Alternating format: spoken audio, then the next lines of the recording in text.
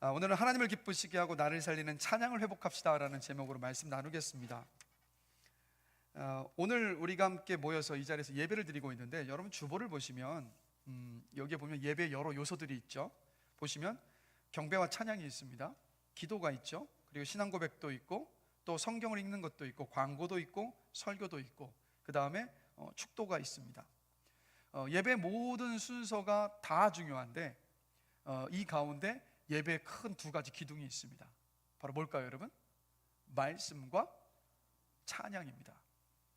근데 이게 말씀이 예배의 중요한 기둥이라는 것은 제가 특별히 오늘 설명을 드리지 않아도 모든 분들이 다 잘 알고 계실 거예요.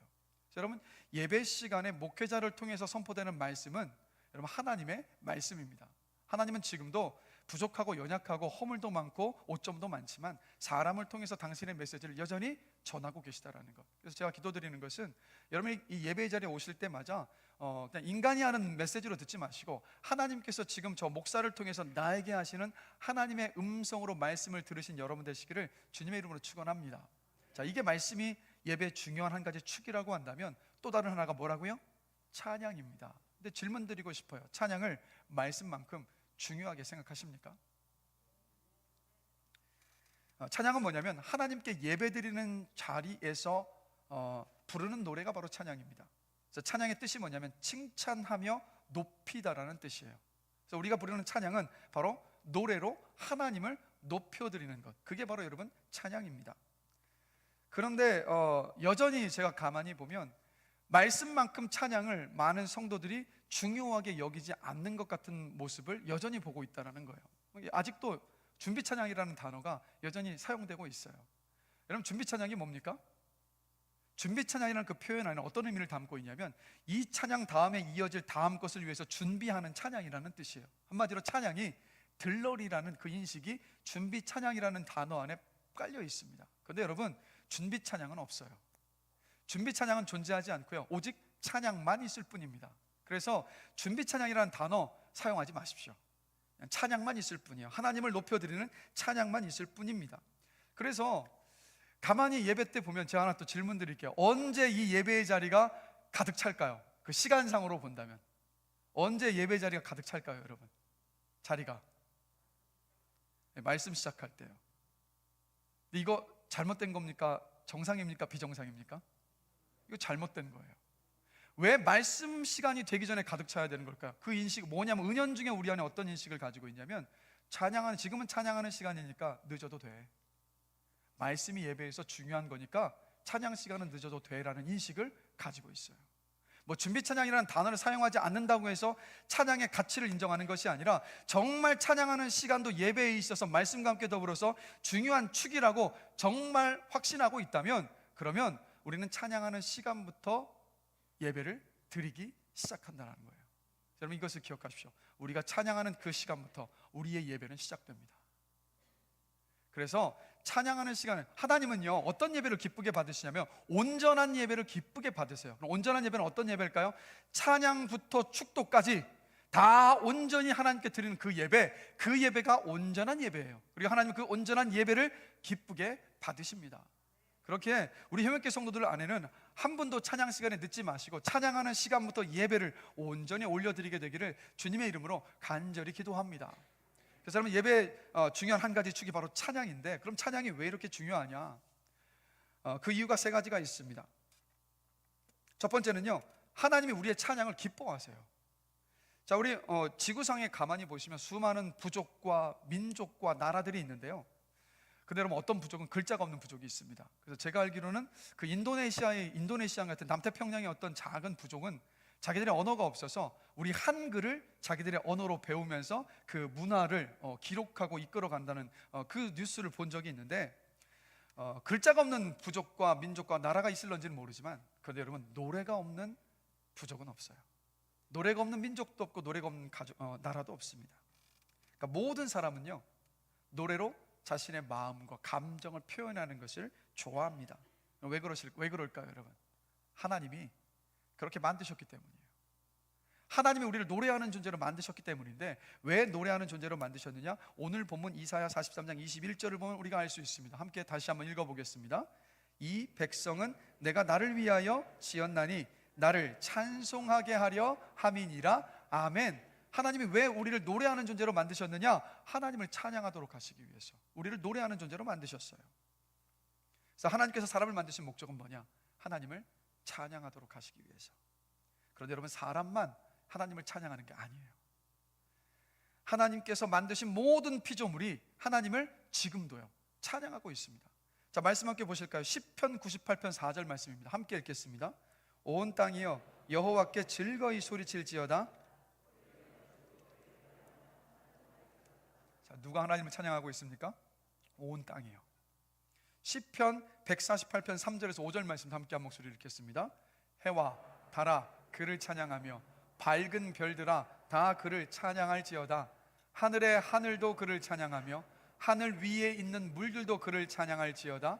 그것들이 여호와의 이름을 찬양함은 그가 명령하심으로 지음을 받았음이로다. 아멘. 자, 하늘의 해와 달과 별들, 그 하늘이 지금도 하나님을 찬양하고 있어요. 이뿐만이 아닙니다. 시편 98편 12절도 함께 보실까요? 함께 읽겠습니다. 밭과 그 가운데 있는 모든 것은 즐거워할지로다. 그때 숲의 모든 나무들이 여호와 앞에서 즐거이 노래하리니. 뭐가 지금 노래하고 있습니까? 숲의 풀들과 나무들과 꽃들이 하나님을 찬양하고 있어요. 온 우주의 자연 만물들 모두가 다 하나님을 지금 찬양하고 있습니다. 왜 그러느냐? 요한계시록 4장 11절 말씀 함께 보실까요? 함께 읽겠습니다.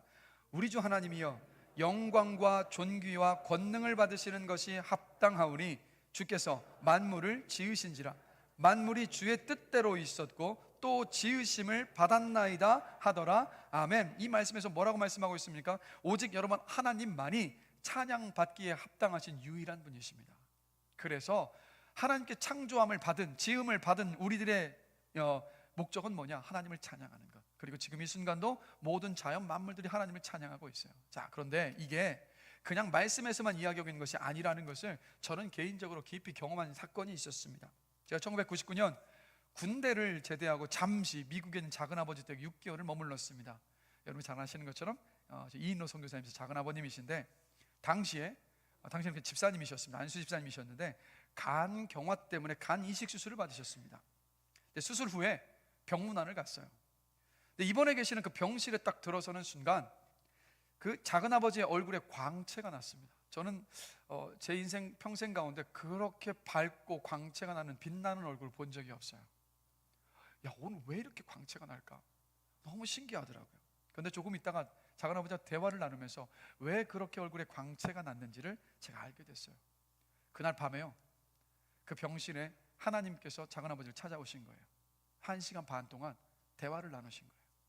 근데 그 대화를 나누시는 그 시간, 하나님을 대면하고 보니까 얼굴에 광채가 나는 거예요. 그래서 여러분 구약성경에 보시면 모세가 하나님을 만나고 나올 때마다 수건으로 얼굴을 가리웠더라라고 말하잖아요. 왜요? 그 얼굴에 광채가 났기 때문에, 하나님의 영광의 광채가 씌워졌기 때문이에요. 그러면서 이 작은아버지가 저에게 이런 말씀을 하셨습니다. 성진아, 저 밖에 풀들과 나무들과 새들과 태양이 지금 하나님을 찬양하고 있어. 그게 보이고 들리니? 하나님은 우리가 하나님을 찬양하기를 너무도 원하시고 너무도 기뻐하셔라고 말씀을 하시는 거예요. 그때 작은아버지는요, 하나님께서 그 영안도 열어주셨고 이 귀도 열어주셔서 모든 자연 만물이 하나님을 찬양하고 노래하는 것을 보고 듣게 하셨던 거예요. 지금도요, 모든 자연 만물이 하나님을 찬양하고 있습니다. 오늘 아침 일찍 일부 예배를 전에 7시 반쯤 돼서 교회로 올 때 보니까 새소리가 들리는 거예요. 짹짹짹짹한 새소리가 들리는데 다르게 들리더라고요. 아, 저 새들이 지금 하나님을 찬양하고 있구나. 우리 곳곳에 이 피조물들이 하나님을 찬양하는 그 소리로 가득합니다. 그래서 하나님은 이 찬양받기를 너무도 기뻐하신다라는 것. 그리고 여러분, 지금 하나님의 보좌가 있는 천국에서 어떤 일이 벌어지고 있는지 아십니까? 하늘의 모든 천사들이 하나님을 찬양하고 있어요. 그리고 믿음 안에서 구원받아서 천국에 먼저 간 우리의 믿음의 식구들, 믿음의 선배들이 그곳에서 하나님을 기뻐하면서 찬양하고 계십니다. 그래서 여러분 이것을 기억하십시오. 하나님은 우리가 하나님을 기뻐하며 높이며 찬양하기를 원하시고 우리의 찬양을 너무나도 기뻐하십니다. 질문 드릴게요. 하나님을 기쁘시게 하는 삶을 살기를 원하십니까? 그러면 여러분의 입술을 찬양으로 채우셔야 돼요. 여러분이 찬양할 때 하나님께서 기뻐하시기 때문입니다. 어떤 크고 위대한 일들, 막 성공적인 일들, 세상에서 인정받는 그 일 때문에 하나님께서 기뻐하시고 영광 받으시는 게 아니라 여러분의 삶이 어떠하든 어떤 자리에 있든 여러분의 입술을 하나님의 찬양으로 채울 때, 그때 하나님은 여러분의 찬양을 통해서 기뻐하신다는 거예요. 그러한 인생들이 되시길 주님의 이름으로 축복합니다. 두 번째로, 우리가 찬양할 때요, 하나님이 임재하세요. 자, 시편 22편 3절 말씀 함께 보실까요? 우리 함께 한 목소리 한번 읽어보겠습니다. 이스라엘의 찬송 중에 거하시는 주여, 주는 거룩하시니이다. 아멘. 자, 뭐라고 말씀하십니까? 이스라엘의 찬송 중에 계시는 주여라고 지금 말씀하고 있어요. 즉, 우리가 찬양할 때 하나님께서 이 가운데 임하십니다. 우리가 찬양하는 그 가운데 하나님께서 우리와 함께 하고 계시다라는 거예요. 역대하 5장 13절을 보면 또 이런 말씀이 있습니다. 나팔 부는 자와 노래하는 자들이 일제히 소리를 내어 여호와를 찬송하며 감사하는데, 나팔 불고 재금치고 모든 악기를 울리며 소리를 높여 여호와를 찬송하여 이르되 선하시도다, 그의 자비하심이 영원히 있도다 하매 그때에 여호와의 전에 구름이 가득한지라. 이 성경에서 구름이 가득한 건 뭘 상징하냐면 하나님의 임재를 상징합니다. 불과 구름은 하나님의 임재를 상징해요. 그래서 여러분 구약성경 출애굽기를 보시면 모세가 시내산에 올라가서 하나님을 만날 때 그때 뭐라고 기록하고 있습니까? 그 산 꼭대기에 구름과 번개가 치고 불이 임하였다라고 말씀하고 있지 않습니까? 또 성령께서 마가의 다락방에 임할 때 성령께서 어떻게 임재하십니까? 마치 불의 혀가 갈라지는 것처럼 급한 바람소리 같이 성령께서 임하셨다라고 하는데, 이 모든 것이 하나님의 임재를 상징해요. 근데 실제로 여러분, 하와이에 웨인 코데이로 목사님께서 목회하시는 교회가 있는데 그 목사님이 이런 간증을 하시더라고요. 예배하는 중에 갑자기 그 예배초소에 안개가 촉히 깔리는 때가 있었다는 거예요. 뭘 말합니까? 똑같이 지금도 하나님은 생생하게 그런 모습으로 임재하시는 모습을 보여주실 수도 있다는 거예요. 기억하십시오. 우리의 찬양 중에 하나님이 임재하십니다. 우리의 찬양 중에 하나님이 임재하시는 거예요. 그리고 우리의 찬양 중에 하나님께서 임재하시면 여러분 어떤 일이 생겨날까요? 바로 이런 일들이 일어납니다. 하나님께 우리의 마음과 생각과 시선이 온전히 다 집중이 돼요. 하나님의 능력과 크심과 그 하신 일 때문에 감격합니다.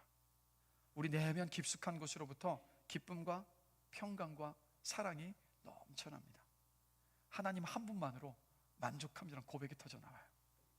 끝이 없고 한이 없는 하나님의 은혜와 사랑 때문에 우리는 찬양하면서 우리의 눈에 주체할 수 없는 눈물이 흘러내리기도 합니다. 눈물을 흘리고 있지만 그러나 기뻐하며 웃고 있는, 그리고 우리 안에 기대하는 마음과 소망과 용기와 담대함이 하나님이 임재하실 때, 찬양 중에 하나님께서 임재하실 때 우리 마음 안에 솟구쳐 올라요. 그래서 찬양 중에 임재하신 하나님을 경험할 때 그 모습을 찬송과 가사로 잘 표현하고 있죠. 세상과 나는 간 곳 없고 구속한 주만 보이도다. 찬양 중에 하나님께서 임재하실 때 이런 일들이 우리 가운데 일어납니다.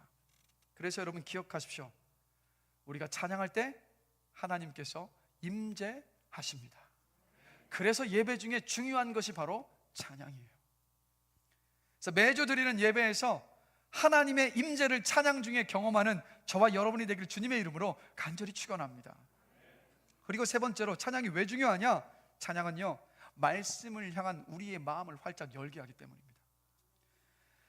하나님이 주시는 은혜 속에서 한 주간을 늘 살아가는 사람, 예배 드리러 교회에 오는 그 순간에도 마음에 주님의 은혜를 아는 눈물이 흐르고 있는 사람, 한 주간을 기도하며 찬양하며 살다가 예배 자리에 온 사람은요, 예배 드리기 위해서 마음을 준비할 시간 많이 필요하지 않습니다.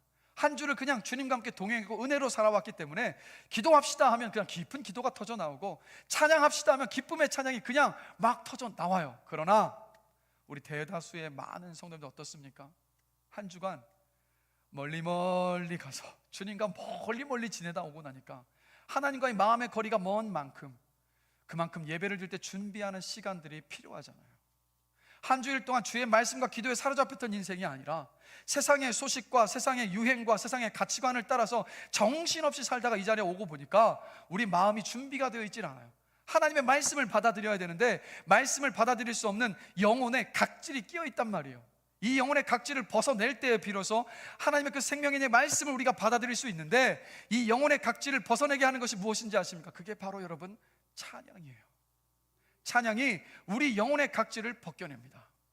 그래서 찬양할 때 은혜가 충만히 임하고 찬양할 때 살아계신 하나님을 우리가 경험한다면 말씀을 들을 준비가 되어 있어요.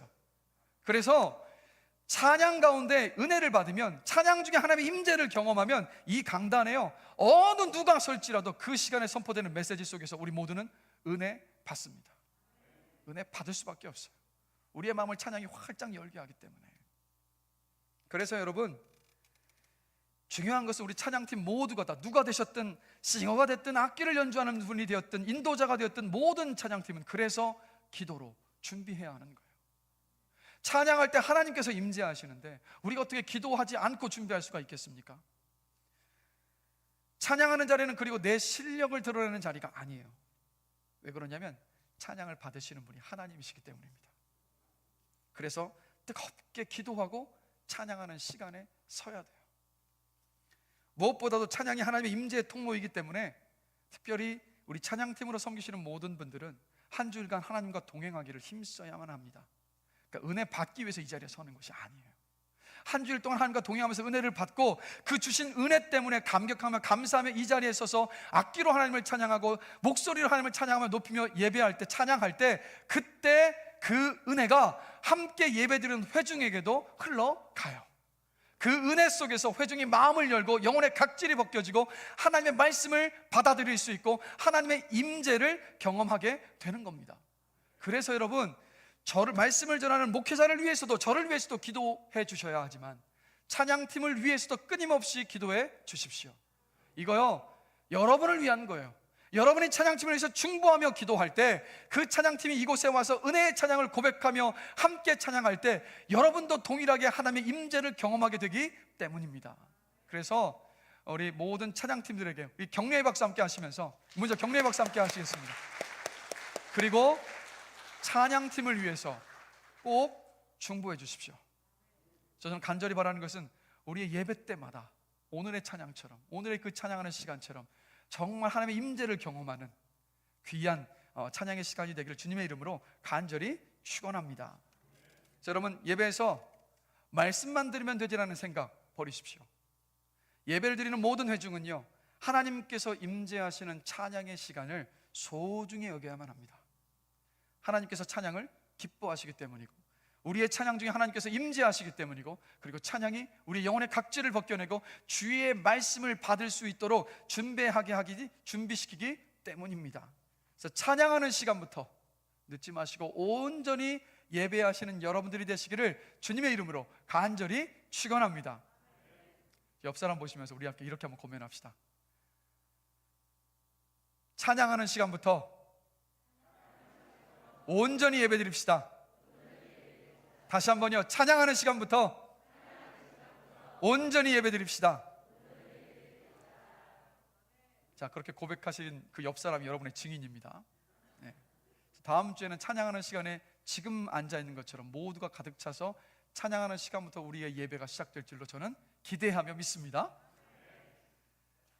그리고요, 제가 또 우리 교회 찬양하는 모습 속에서 간절히 바라는 게 한 가지가 있는데요, 우리 모두가 다 찬양하는 시간에 몸으로 기뻐하며 자유하며 찬양하기를 원해요. 사무엘상 6장 14절을 보면 여러분 너무 잘 아시는 말씀이에요. 사실 오늘 제가 여러분에 드리는 말씀 다 아시는 말씀이지만 제가 다시 말씀을 나누는 거예요. 우리 학생들과 청년들과 더 나누고 싶어서. 그럼 다윗이 하나님의 법궤가 다윗성으로 들어옵니다. 하나님의 법궤가 뭘 상징하면 하나님의 임재를 상징해요. 그러니까 다윗이 하나님의 법궤가 다윗성 자신이 머물고 누추한 성에 들어온다, 이건 어떤 뜻이냐면 하나님이 오시는 거예요. 근데 그게 너무 기뻐서 다윗이 어떻게 한지 아십니까? 이 사무엘상을 보면 힘을 다하여 여호와 앞에서 춤을 추며 찬양했어요. 하나님이 오시는 게 너무 기뻐서 덩실덩실 춤을 춘 겁니다. 그런데 이렇게 온 힘을 다해서 하나님을 기뻐하며 덩실덩실 춤을 추고 있었던 다윗의 가장 가까운 사람 가운데 정말 안타까운 사람이 한 사람이 있었어요. 누구냐면 다윗의 아내 미갈이었습니다. 이 미갈은요, 하나님 앞에서 기뻐하며 덩실덩실 춤을 추는 남편 다윗을 부끄러워했어요. 그를 그 모습을 업신여겼습니다. 마음 안에 이런 생각을 한 거죠. 아니, 왕이 돼가지고 채통 없이 다른 신하들과 백성들이 보는 앞에서 어떻게 저렇게 덩실덩실 춤을 추며 찬양할 수 있어? 이 마음을 가지고 있었던 거예요. 그런데 여러분, 혹시 미갈의 이 마음이 찬양할 때 우리의 마음은 혹시 아닙니까? 누군가가 두 팔을 벌려 찬양하고 있어요. 누군가가 막 춤을 추며 찬양해요. 누군가 눈물을 흘리면서 찬양하는데 혹시 그 모습을 보면서 주책이야, 혹시 이런 마음을 가지고 계시지 않으세요? 한 분도 그런 분이 없게 되기를 간절히 기도합니다. 자신을 그렇게 찬양하는 모습을 업신여겼던 미갈에게 다윗이 이런 말을 해요. 사무엘상 6장 21절 22절입니다. 우리 함께 한번 읽어보겠습니다. 이는 여호와 앞에서 한 것이요 그분께서는 당신 아버지와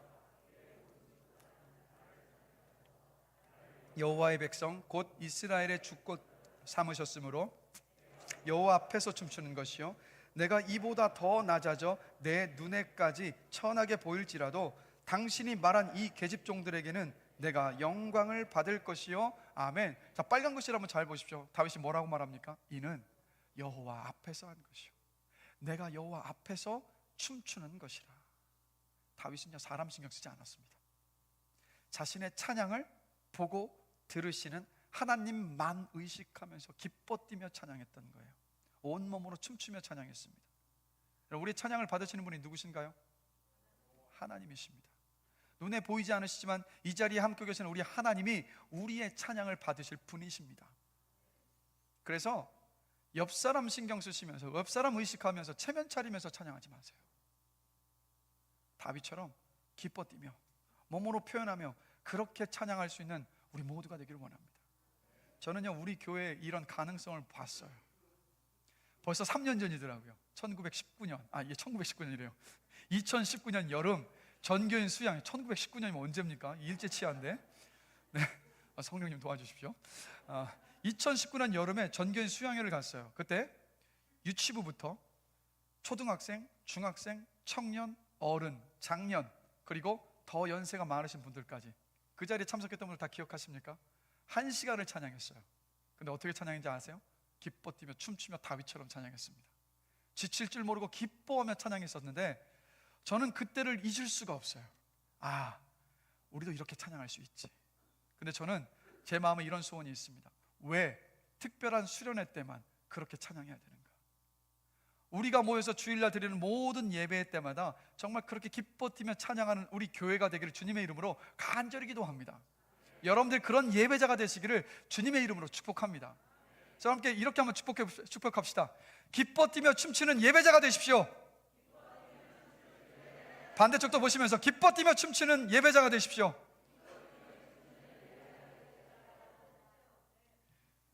그래서 제가 잠시 영상을 하나 보여드리겠는데, 자, 지금까지 여러분들이 어떤 찬양을 하는 유형인지 한번 살펴봤으면 좋겠어요. 자, 영상 함께 틀어주시겠어요?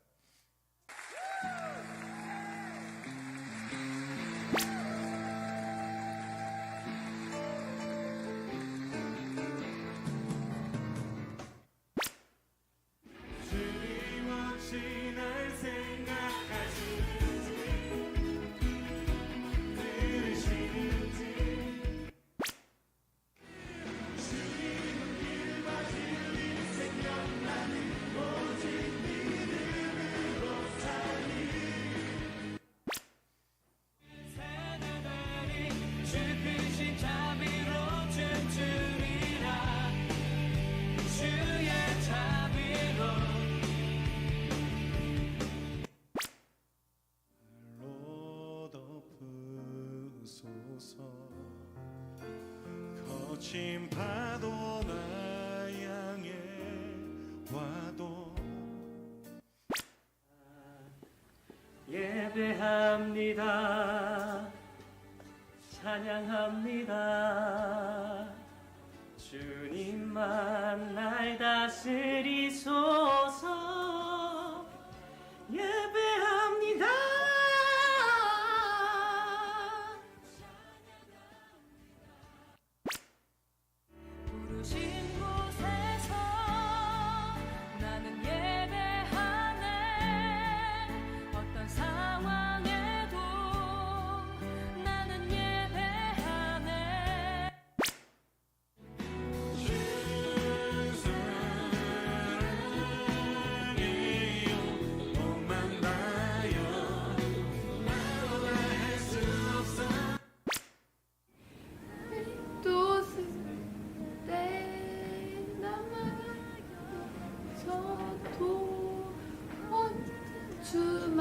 찬양하겠네.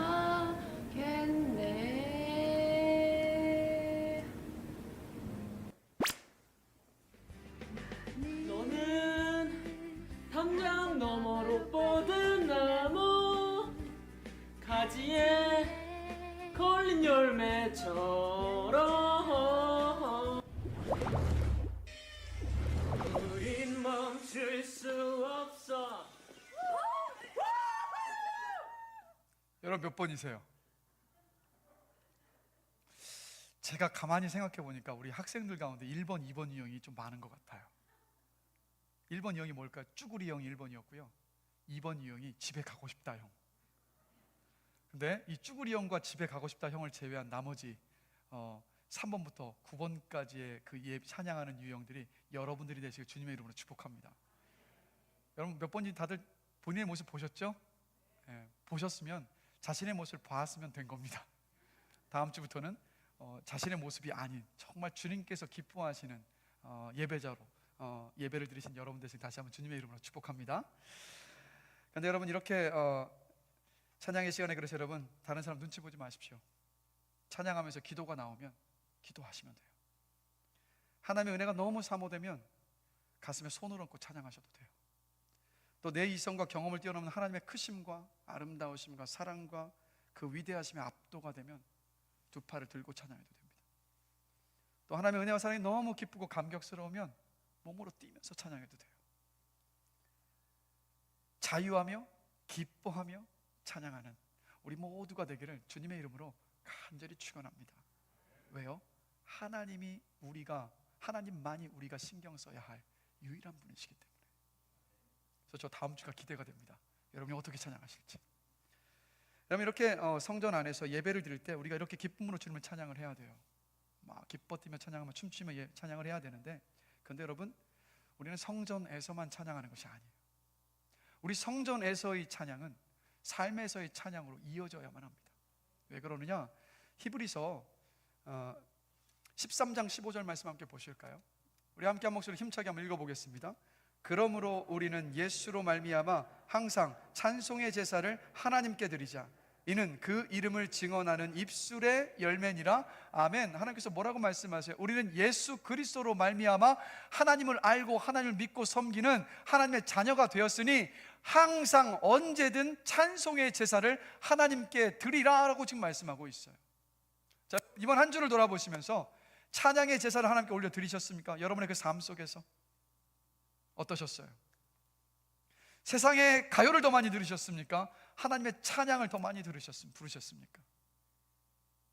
요즘에 국민 가수가 인기여서 박창근 씨라는 분이 우승하셨던데, 아니면 우리 몇 년 전 트로트 열풍이지 않았습니까? 거기서 막 트로트와 이런 것들만 여러분 듣지 마시고 여러분의 입술을 하나님의 찬양으로 채우시길 주님의 이름으로 축복합니다. 그러니까 하나님께서 이걸 원하시는 거예요. 항상 찬양하며 살기를. 근데 우리가 삶 속에서 찬양할 때 어떻게 되는지 아십니까? 기적이 일어나요. 제 말이 아니라 여러분 우리 일상을 가만히 보시면 우리의 삶을 표현하는 많은 단어 가운데 이 단어를 참 많이 쓰더라고요. 전쟁이라는 단어.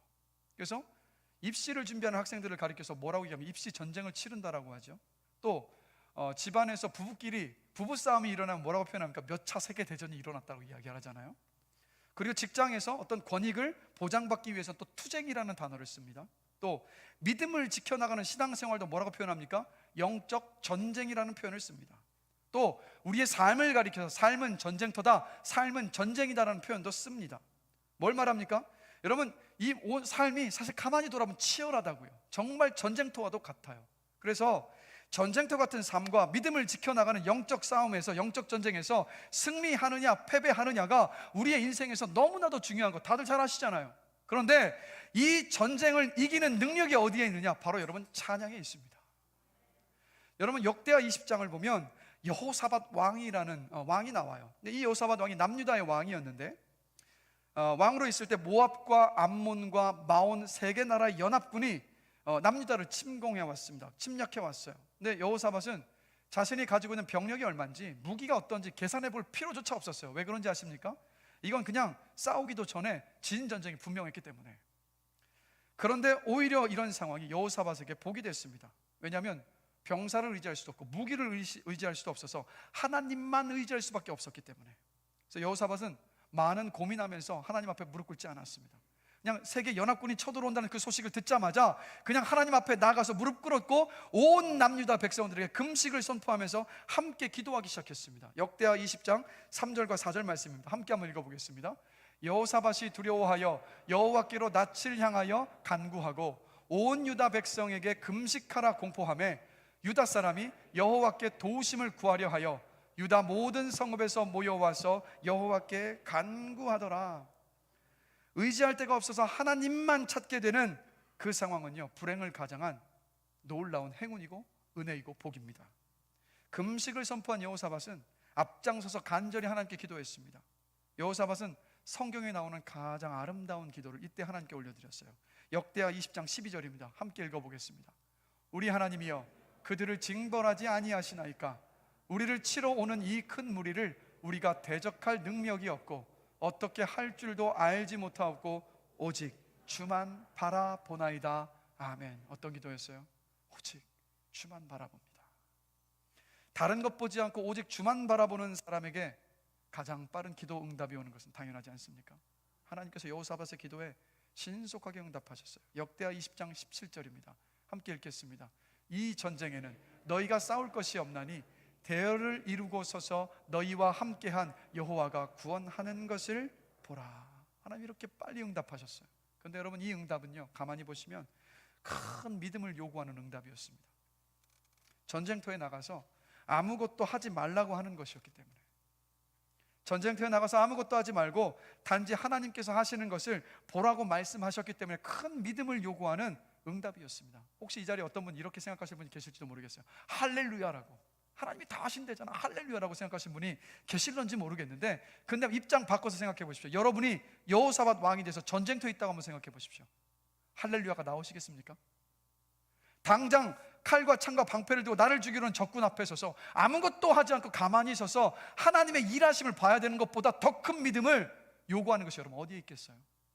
즉, 이 기도의 응답은 믿음을 요구하는, 큰 믿음을 요구하는 응답이었습니다. 근데 여러분, 여호사밧이 어떻게 한지 아십니까? 여호사밧은요, 순종했어요.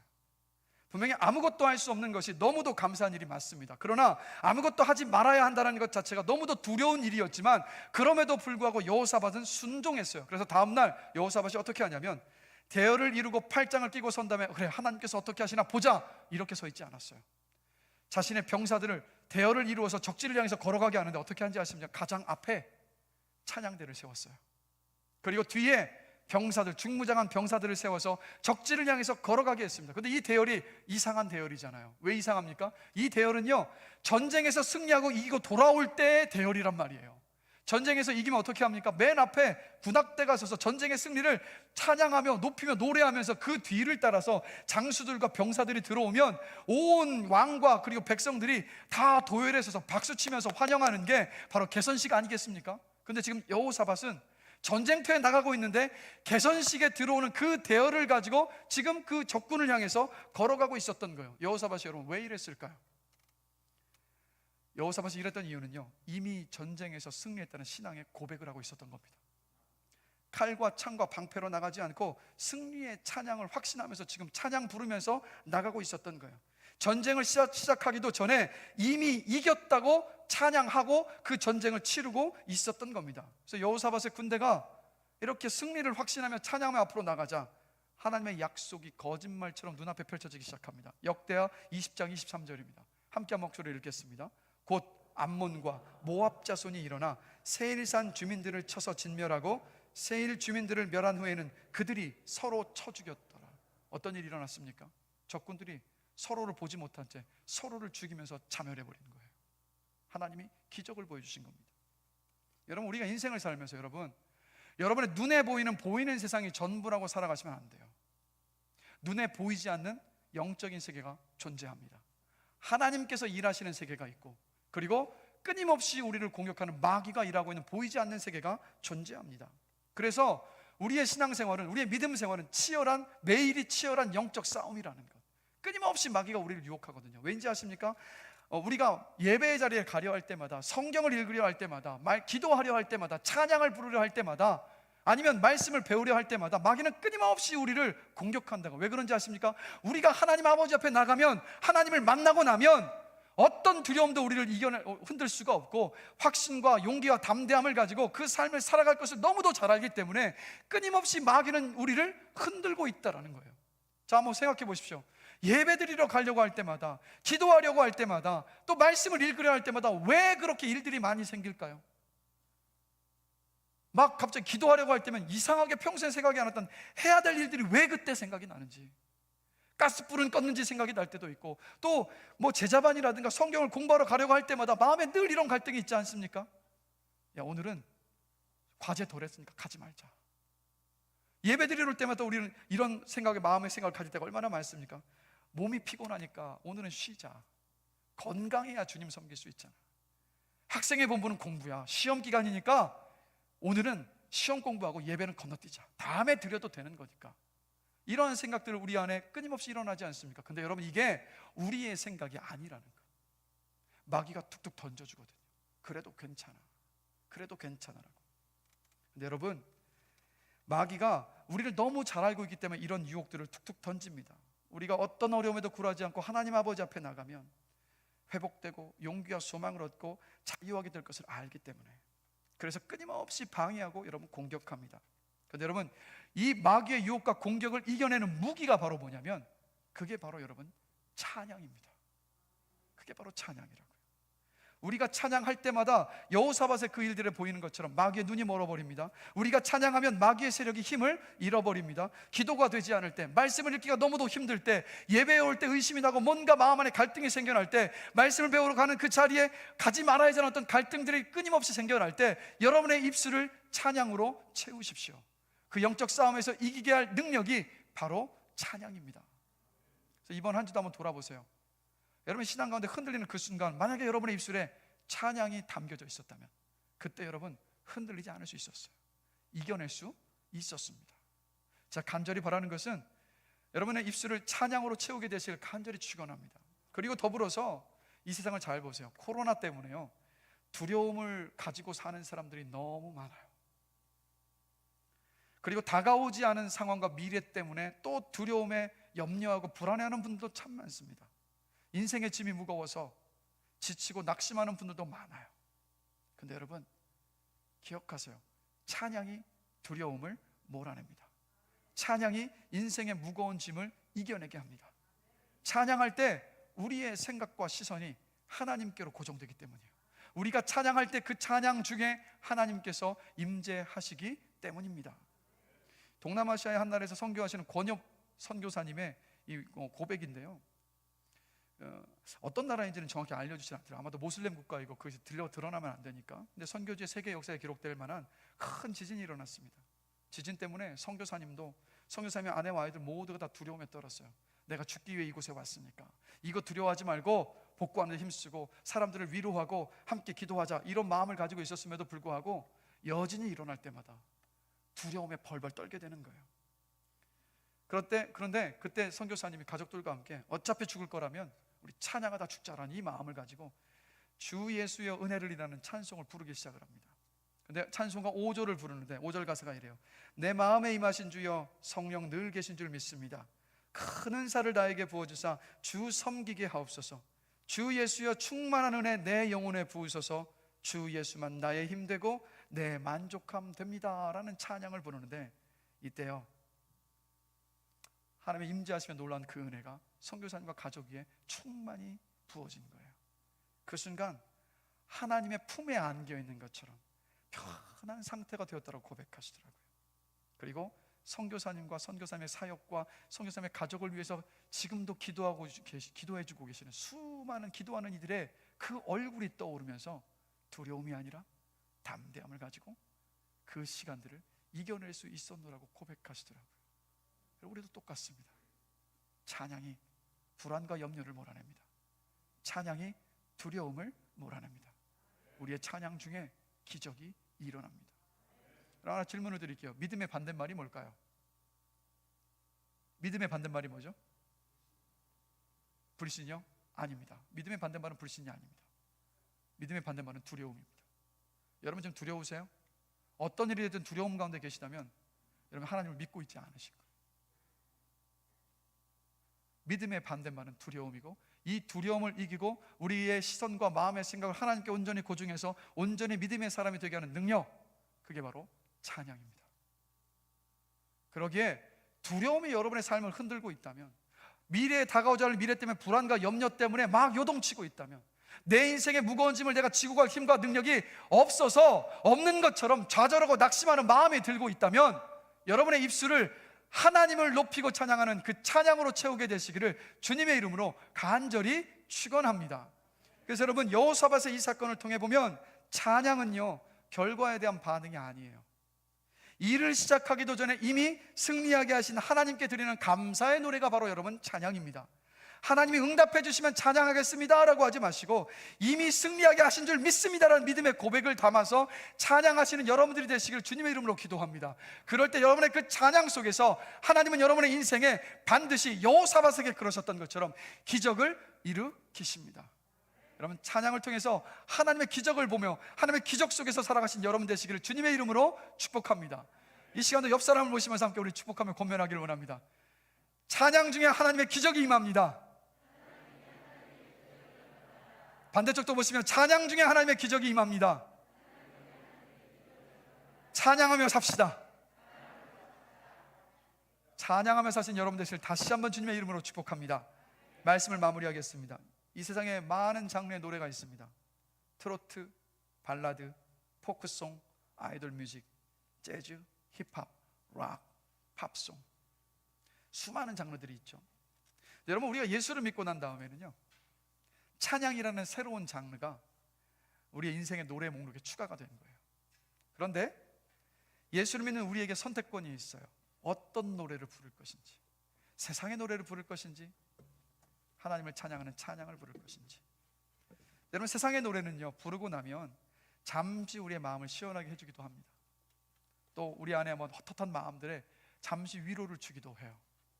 그러나 여러분, 삶을 바꿀 수는 없습니다. 그러나 기억하세요. 찬양은 우리의 인생을 바꿀 수 있습니다. 그러하기에 찬양을 여러분의 입술에 채우십시오. 찬양은요, 살아있는 하나님의 능력입니다. 찬양은 우리를 향해 하나님께서 내미신 능력의 손입니다. 우리가 찬양할 때 기억하세요. 하나님이 기뻐하십니다. 우리가 찬양할 때 하나님께서 우리의 찬양 중에 임하십니다. 임하신 하나님께서 우리를 위해서 일을 하십니다. 찬양할 때 우리의 마음이 활짝 열려서 말씀을 받아들이게 됩니다. 우리가 찬양할 때 두려움이 떠나갑니다. 우리가 찬양할 때 하나님께서 승리하게 하십니다. 우리가 찬양할 때 우리의 인생 속에 하나님께서 베풀어 주시는 기적이 일어납니다. 그래서 우리 모두 하나님을 기쁘시게 하고 나를 살리는 찬양을 회복하는 모두가 되기를 주님의 이름으로 간절히 축원합니다. 그래서 우리 마지막으로 서로를 보면서 함께 축복하기를 원합니다. 하나님을 기쁘시게 하고 나를 살리는 찬양을 회복합시다. 옆 사람 보시면서 다시 한번 고백합니다. 하나님을 기쁘시게 하고 나를 살리는 찬양을 회복합시다. 그런 여러분이 되기를 주님의 이름으로 축복합니다.